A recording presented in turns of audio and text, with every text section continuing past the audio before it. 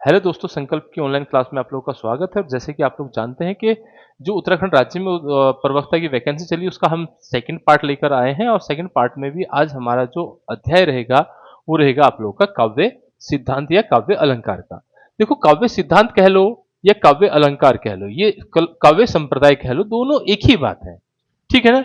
क्योंकि ये जो हमारा काव्य शास्त्र है, ये हम जो पढ़ रहे हैं वो क्या पढ़ रहे हैं? भारतीय पाश्चात्य काव्य पढ़ रहे हैं। तो जो पाश्चात्य काव्य है या काव्य शास्त्र में हम लोग देखेंगे कि जो अलंकार होता है, वैसे तो हम लोग ये कह सकते हैं कि जो अलंकार होता है, अलंकार मतलब अलम प्लस कार, मतलब धातु से मिलकर बना होता है। लेकिन इसका जो अर्थ रहता है, हम डायरेक्टली ये कहेंगे कि अलंकार क्या है। अलंकार को हम ये कह सकते हैं कि काव्य की सौंदर्य बढ़ाने वाले शब्दों को हम क्या कहते हैं? अलंकार कहते हैं।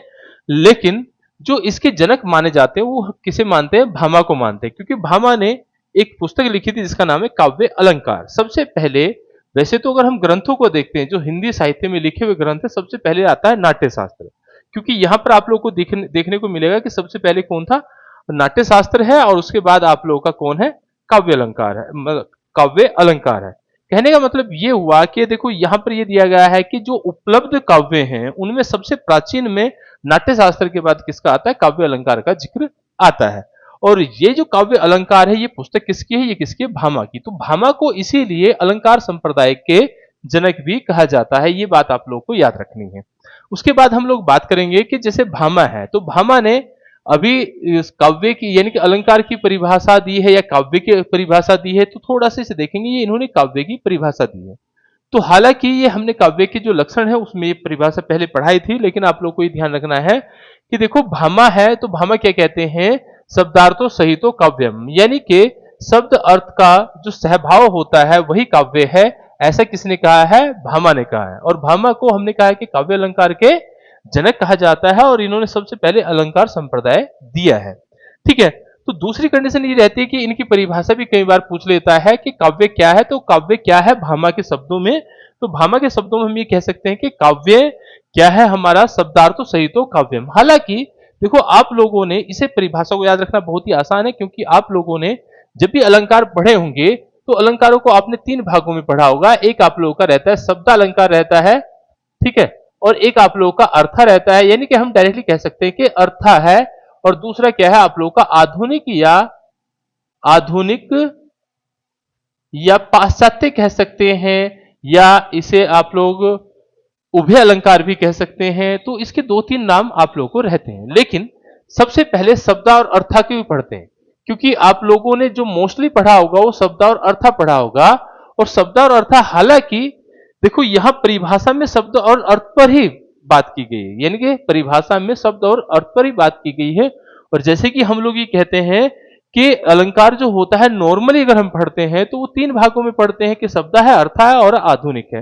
हालांकि आधुनिक अलग से कुछ नहीं है। आधुनिक क्या है? शब्द और अर्था की कुछ एग्जाम्पल होते हैं जो आधुनिक में काउंट होते हैं। क्योंकि देखो, आधुनिक का मतलब होता है वर्तमान, और वर्तमान का मतलब है कि जो घटना अभी घट रही हो, जहां ह आए तो वहां पर जो सेंटेंस आप लोगों का वर्तमान में बने वो आधुनिक में आते हैं।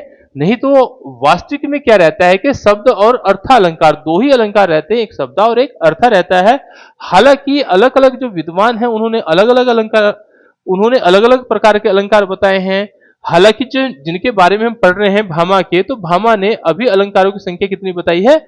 38 बताई है अपने किसमें? काव्य अलंकार शास्त्र में। ठीक है। और जिनमें से उन्होंने कहा है कि दो शब्दालंकार हैं, और उसके बाद जो 36 बचते हैं वो अर्थालंकार है। यानी कि अगर आप लोगों से यह भी पूछा जाता है कि भामा ने अलंकारों की संख्या कितनी बताई है, तो भामा ने अलंकारों की संख्या कितनी बताई है? 38 बताई है, जिसमें दो शब्दालंकार है और 36 आप लोगों की कौन है? अर्थालंकार है। देखो, शब्द और अर्था में बांटा गया है, तो इसीलिए आप लोगों को ध्यान रखना है कि इन्होंने जो बात की है वो शब्द और अर्थ के बारे में बात की है। और उसके आधार पर हम अलंकारों को दो भागों में बांट सकते हैं, एक शब्दालंकार होता है और एक अर्थालंकार होता है। लेकिन कुल अलंकारों की अगर संख्या पूछेगा तो यहां पर कितनी बताई गई है? 38। ये भी ध्यान रखना है कि कुल अलंकारों की संख्या भामा ने बताई है 38। हालांकि अलग अलग अभी आएंगे, हम पढ़ेंगे, तो सभी ने अलग अलग दी हैं। तो 38 भामा के अनुसार है, लेकिन उसमें शब्दालंकारों की संख्या 2 है, और आप लोगों के अर्थालंकारों की संख्या कितनी है? आप लोगों की 36 है। हालांकि जो भामा होते हैं, भामा ने ये कहा है कि जो आप लोगों का वक्रोक्ति है, वक्रोक्ति को सबसे मुख्य अलंकार इन्होंने माना है। और उसके आधार पर ही चलेंगे। चलिए थोड़ा सा देखते हैं। तो अभी तक ये आप लोग को ये याद रखना है कि अलंकार संप्रदाय के जो जनक होते हैं वो भामा को कहा जाता है, ये ध्यान रखेंगे। फिर आप लोग को ये परिभाषा भी याद रखनी है कि शब्दार्थों सहित तो काव्यम, क्योंकि शब्द और अर्थ की बात किसने की है, आप लोगों की किसने की है, भामा ने। और भामा ने कहा कि शब्दालंकारों की संख्या कितनी होती है, 2 है, और 36 क्या है अर्थालंकारों की। कुल अलंकारों की संख्या कितनी बताई गई है, 38 बताई गई है। और मुख्य तौर पर जब हम अलंकार पढ़ेंगे तो शब्दार्थ और आधुनिक को पढ़ेंगे, ये ध्यान रखना है।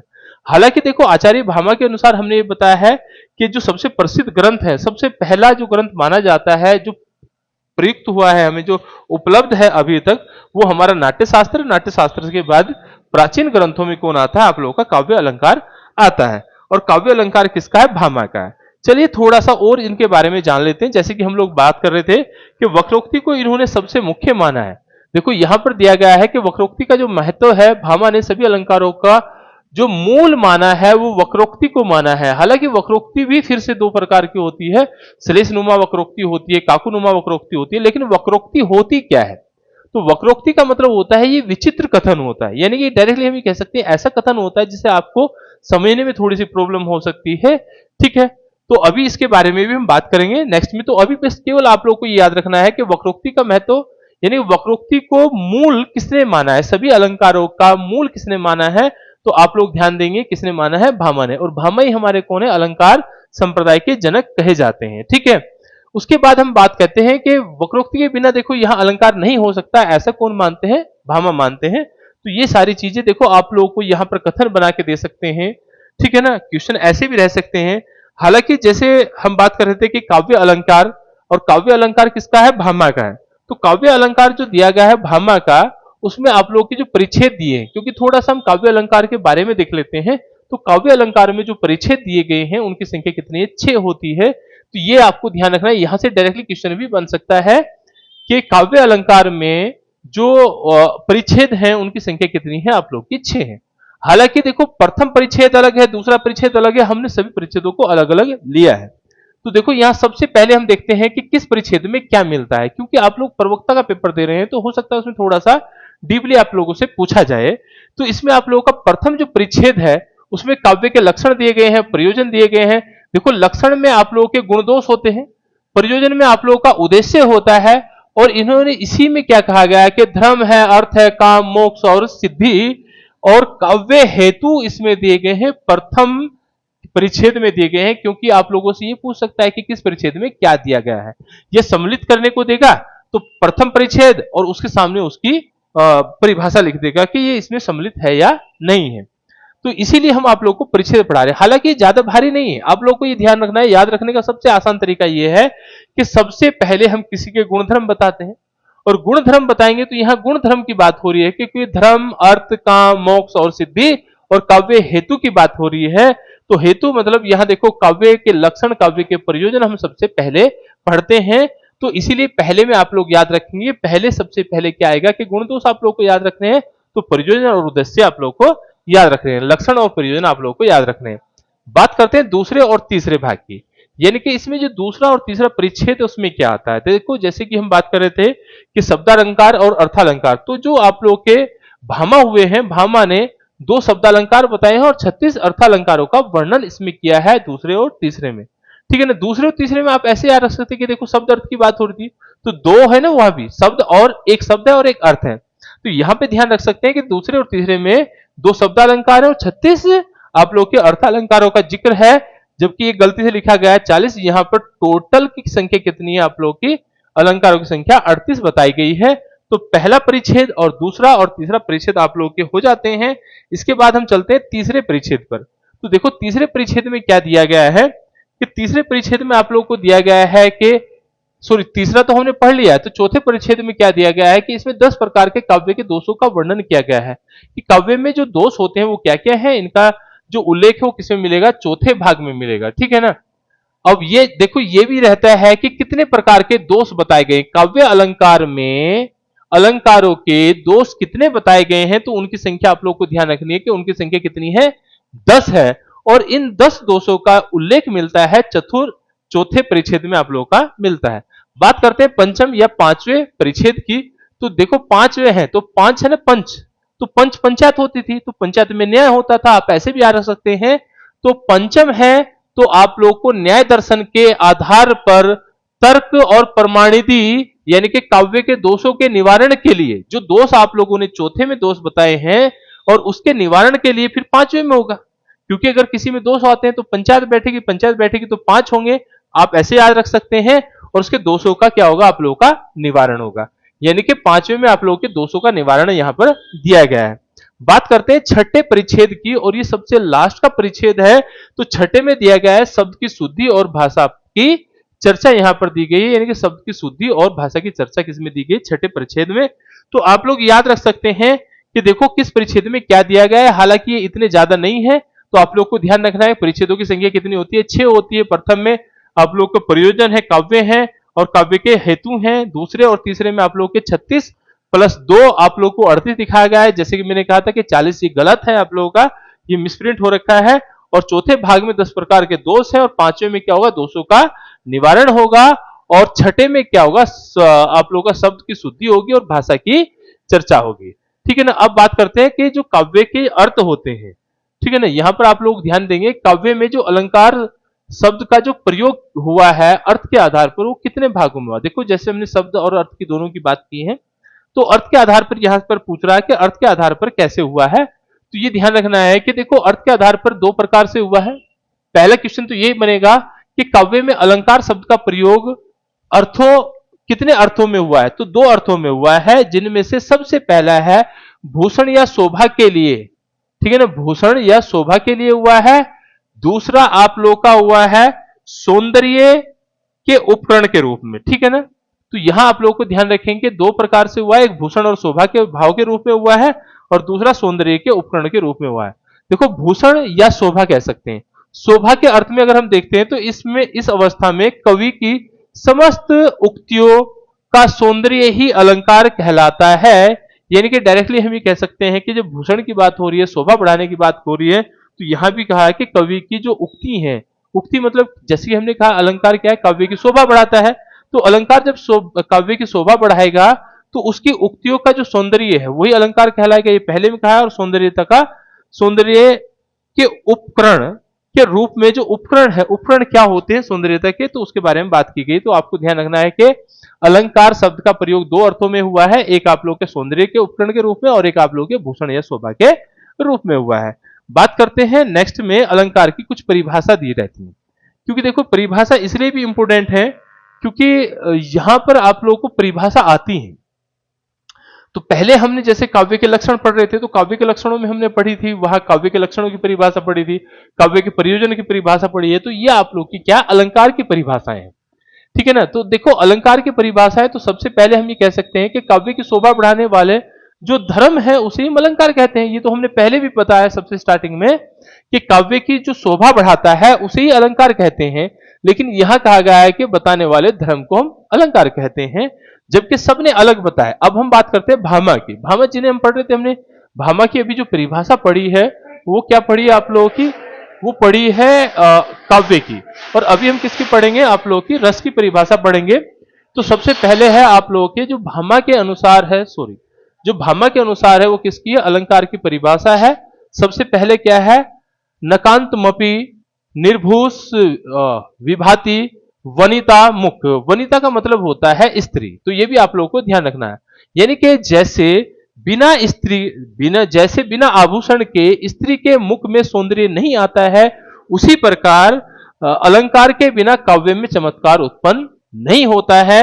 ऐसा किसने कहा, भामा ने कहा है। देखो भा से भामा है और भय से आप लोग याद रख सकते हैं कि विभाति है, वनिता है, और वनिता यानी कि स्त्री की बात हुई है, तो स्त्री के मुख की सौंदर्यता की बात हो रही है। यहां पर कहा गया कि बिना आभूषण के स्त्री के मुख में सौंदर्य नहीं आ सकता, उसी प्रकार अलंकार के बिना काव्य में चमत्कार नहीं हो सकता है। तो ये कौन कहने वाले हैं, तो ये है आप लोगों के भामा है। बात करते हैं दंडी के अनुसार। तो दंडी क्या कहते हैं, देखो दंडी ने कहा है कि काव्य शोभाकरण धर्मान अलंकारन परछेते, अर्थात काव्य का शोभा करने वाला जो धर्म है वही अलंकार कहलाता है। यानी कि दंडी को आप ऐसे याद रखो कि जैसे लोग शोभा बढ़ाने के लिए दाढ़ी रख लेते हैं, तो दाढ़ी है तो इन्होंने शोभा की बात की है कि शोभाकरण। शोभाकरण का मतलब है कि काव्य का शोभा करने वाला धर्म ही, शोभा के बारे में बात की है। तो दंडी याद रख सकते हैं, शोभा बढ़ाने के लिए लोग दाढ़ी भी रख लेते हैं ना, तो दंडी को याद रख सकते हैं। तो दंडी मतलब शोभा है, तो शोभा है तो दाढ़ी आप लोग याद रख सकते हैं। इसके बाद बात करते हैं हम वामन की। तो वामन क्या कहते हैं? तो वामन ने आप लोगों को कहा है कि काव्य ग्रहालंकार सौंदर्य, सौंदर्य अलंकार, ठीक है ना, अर्थात काव्य का जो ग्रह विषय है वो अलंकार है। देखो इन्होंने कहा है कि ग्राह्य जो विषय है वही अलंकार है। तो वामन है तो वामन को आप ऐसे रख सकते हैं, भाई देखो जब ग्रह खराब हुए तो वामन अवतार लेना पड़ा था, तो वामन है तो यह ग्रह की बात हो रही है, ठीक है ना। तो ग्रह को ग्रह याद रख सकते हैं, ऐसे भी आप लोग इसे याद रख सकते हैं, ठीक है ना। वही क्या होगा आप लोग का सौंदर्य होगा। क्योंकि देखो परिभाषा को अगर आप लोग एक शब्द से याद रखते हैं तो अच्छे से याद रह जाती है, नहीं तो फिर आप लोग क्या करते हैं एग्जाम में जाकर कंफ्यूज होते हैं और पूरी परिभाषा को रटना आसान नहीं होता है। क्योंकि परिभाषा अगर एक हो तो रटी भी जाए, लेकिन यहां पर परिभाषा क्या होती है, बहुत सारी परिभाषा आएंगी। जैसे यहां पर आप लोगों का अब आता है रुद्रट के अनुसार है।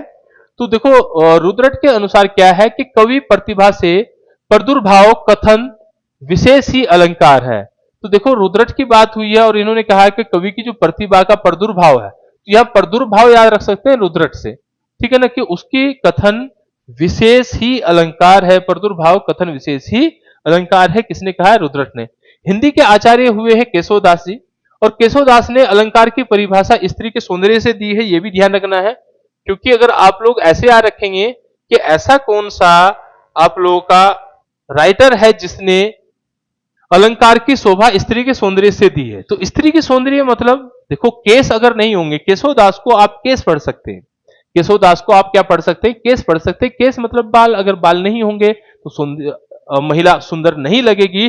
तो इसीलिए महिला के बारे में अगर बात की है कि महिला के सौंदर्य के बारे में बात हुई तो किसने की है? केशवदास ने की है। और केशवदास ने अलंकार की परिभाषा स्त्री के सौंदर्य से की है, ठीक है ना।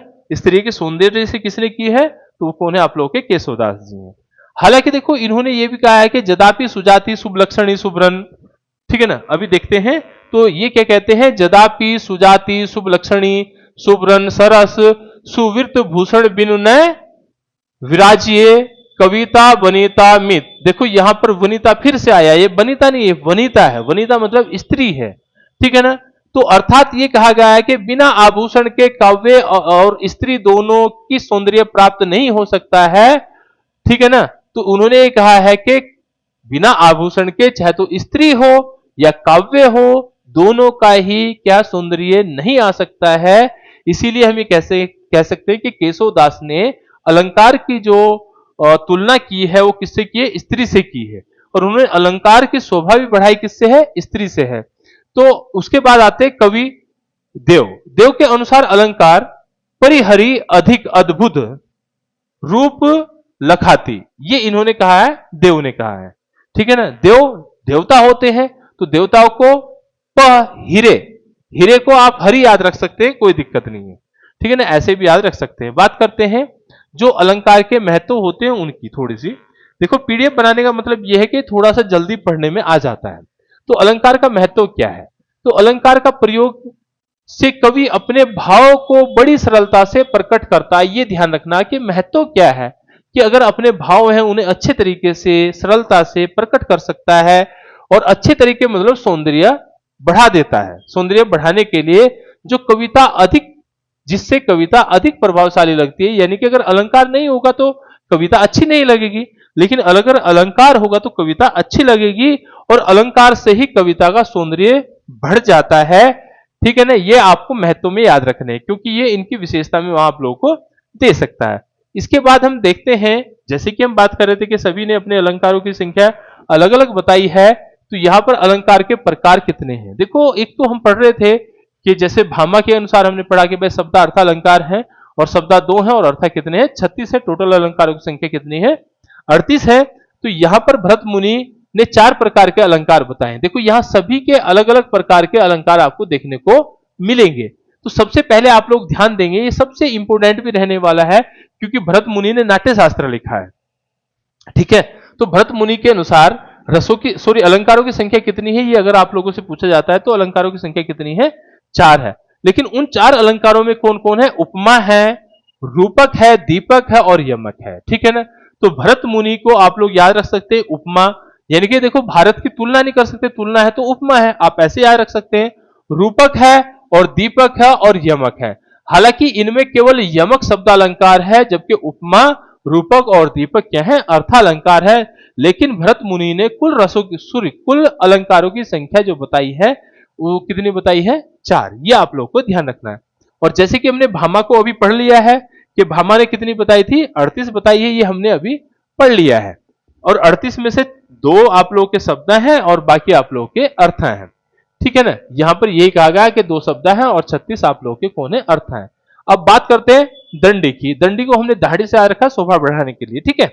अब दंडी ने अलंकारों का जो भेद बताए हैं, अलंकारों की संख्या कितनी बताई है, 39 बताई है, यानी कि 39 आप लोग के अलंकार होते हैं। इन्होंने कुल अलंकारों की संख्या 39 बताई है। उसके बाद बात करते हैं उदय भट्ट की। तो उदय भट्ट है, या आप ऐसे देखो जैसे हमने कहा था दाढ़ी रखने के लिए दाढ़ी रखते हैं तो सौंदर्य बढ़ता है। अब दाढ़ी रखेंगे तो 39-40 का जब व्यक्ति होगा तो 39-40 का व्यक्ति दाढ़ी रखनी शुरू कर देता है। तो आप ऐसे रख सकते हैं कि 39 इन्होंने अलंकारों की संख्या 39 बताई है। अब बात करते हैं उदय भट्ट की। तो उदय भट्ट ने जो अलंकारों की कुल संख्या बताई है वो 41 बताई है, ठीक है ना। उदय भट्ट ने 41 बताई है, वामन ने 32 बताई है और आप लोगों के कुंतन ने आप लोगों की 20 बताई है। ये आप लोगों को याद रखने हैं। देखो क्या है, वामन 32 है, उदय भट्ट 41 है और कुंतन आप लोग के 20 हैं। हालांकि जो भोज है, भोज ने 72 प्रकार के अलंकार माने हैं, जिसमें से 24 शब्द अलंकार हैं और 24 आप लोग के क्या हैं, अर्थालंकार हैं और 24 आप लोग के क्या हैं, उभय अलंकार हैं, यानी कि आधुनिक हैं। तो देखो जो हम मुख्यतः 3 प्रकार के अलंकार आप लोग पढ़ते हैं, शब्दा, अर्था और आप लोग का आधुनिक या उभय अलंकार। तो भोज के अनुसार कुल अलंकारों की संख्या 72 है। अब 72 है तो उसने 24-24 में डिवाइड किया है। सबसे पहले शब्दालंकार की संख्या है 24, उसके बाद अर्थालंकार की संख्या है 24, उसके बाद उभय अलंकार या आधुनिक अलंकार या पाश्चात्य अलंकार भी कह सकते हैं, उसकी संख्या कितनी है, 24 है। तो 24 और 24-24 करके कितने बनते हैं, 72 बनते हैं, ठीक है। तो ये भोज के अनुसार हम पढ़ते हैं 3 प्रकार के अलंकार, शब्दा, अर्था और आप लोगों के उभय अलंकार को। हालांकि जैसे हम बात करते हैं भामा की, तो भामा ने भी शब्दार्थ की जिक्र किया था। बात करेंगे रुद्रट। रुद्रट ने अलंकारों का वैज्ञानिक विवेचन किया करते हुए इन्हें 2 भागों में बांटा है। देखो रुद्रट ने 2 भागों में बांटा है। देखो आप लोग ऐसे रुद्र मतलब गुस्सा, गुस्सा आएगा तो आदमी अपने आप दूसरा अलग हो जाएगा, तो 2 भागों में बढ़ जाएंगे, ठीक है ना। तो रुद्रट को ऐसे आ रख सकते हैं। तो ये कुछ क्या थे कि जो आप लोग के मुख्य तौर पर आप लोग के राइटर थे, उन्होंने कितने अलंकार माने, ये वो थे। अभी हम बात करेंगे कि अलंकार पर आधारित कुछ पुस्तकें हैं, ठीक है ना। तो अलंकार पर जो आधारित है वो कुछ पुस्तकें हैं, इनके नाम भी आप लोग को याद रखने हैं। सबसे पहले देखो यहाँ क्या है, भामा है। भामा हमने पहले पढ़ा है कि भामा ने क्या लिखा है, काव्य अलंकार लिखा है, इसलिए इन्हें काव्य अलंकार के जनक कहा जाता है। अब बात करते हैं वामन की। तो वामन ने कहा है काव्य अलंकार सूत्रवर्ती कहा है, बस इन्होंने सूत्रवृत्ति अलग से जोड़ा है। देखो यहां भी अलंकार है। फिर हम बात करते हैं रुयक की। तो रुयक ने कहा अलंकार सर्वस्व दिया है, अलंकार सर्वस्व दिया है। इसके बाद अगर हम लोग बात करेंगे कि नेक्स्ट में जो दंडी है, दंडी जिसने हमने दहाड़ी के रूप में याद रखा, दहाड़ी मतलब शोभा बढ़ाना, तो दंडी ने कहा है कला परिच्छेद। उसके बाद उदय भट्ट ने कहा है उद भट्ट ने कहा है काव्य अलंकार सार संग्रह। देखो काव्य अलंकार तो है, तो लेकिन यहां पर आप लोगों को सार संग्रह दिया गया है, तो वहां से एक शब्द को याद रख सकते हैं। शोभाकरण मित्र ने क्या कहा है, अलंकार सर्वस्व, ठीक है ना। विद्याधर ने कहा है एकावली, ठीक है ना। सॉरी कहा नहीं, ये इनकी पुस्तकें हैं, सॉरी ये इनकी क्या है, पुस्तकें। विद्याधर की पुस्तक का नाम है एकावली है, ठीक है। अब उसके बाद देखो यहां एक चीज और ध्यान देंगे, ये एक विद्याधर है और एक आप लोग का विद्यानाथ है। विद्याधर कहते हैं एकावली है और विद्यानाथ कहते हैं प्रताप रुद्र यशोभूषण है, ठीक है ना। प्रताप रुद्र क्या है, यशोभूषण है। और दूसरा अगर हम लोग बात करेंगे नेक्स्ट की, तो जैसे यहां पर कहा है अपयज दीक्षित ने, तो इन्होंने कहा है कुवलय यानंद चित्र मीमांसा वित्र वर्तिका। उसके बाद है पंडित जगन्नाथ। जगन्नाथ क्या कहते हैं? चित्र मीमांसा। और खंडन, यहां खंडन भी याद रखें क्योंकि मीमांसा यहां पर भी दिया है, मीमांसा यहां पर भी दिया है, यह भी चित्र मीमांसा, यह भी चित्र मीमांसा, लेकिन चित्र मीमांसा खंडन है तो जगन्नाथ की है, और चित्र मीमांसा केवल चित्र मीमांसा है तो किसकी है? आप लोगों के अपय दीक्षित की है। ठीक है ना। उसके बाद आता है वेदनाथ। तो वेदनाथ ने कहते हैं अलंकार चंद्रिका। तो अलंकार चंद्रिका किसने कहा है? वेदनाथ ने कहा है। और इसके साथ में आज की जो हमारी क्लास है वो समाप्त होती है।